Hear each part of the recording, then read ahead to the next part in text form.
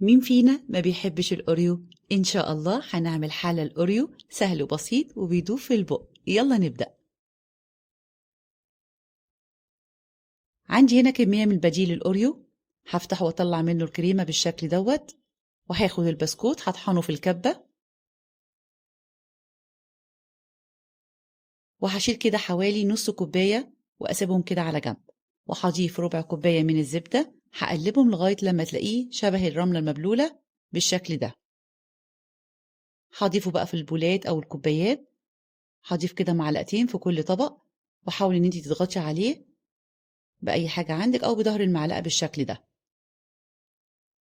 هنحضر الكريمة. عندي نص كوباية من الكريم شانتيه خام غير محلى، ربع كوباية من السكر البودرة، وهنضيف الكريمة اللي احنا طلعناها، وهنزل بكوباية من اللبن البارد. هخفقهم كويس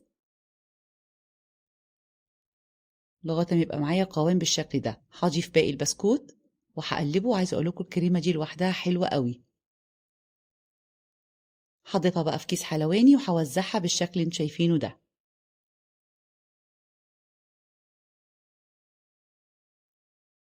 حاولي بقى تسوي الأطباق وأدخلها التلاجة تتماسك. هنحضر آخر طبقة الجناش. عندك أي نوع شوكولاتة، هضيف عليها ربع كوباية من اللبن المغلي ومعلقة كبيرة من الزيت، هدوبهم كويس جدا.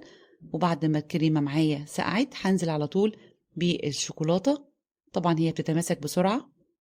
وزينيها بقى بأي بسكوت عندك، هدخلهم التلاجة يسقعوا، وأول ما بتطلع معايا بتكون بالشكل الجميل دوت. ولو عجبكم الفيديو منسوش الاشتراك في القناة وتفعيل الجرس وسيبولي تعليق حلو.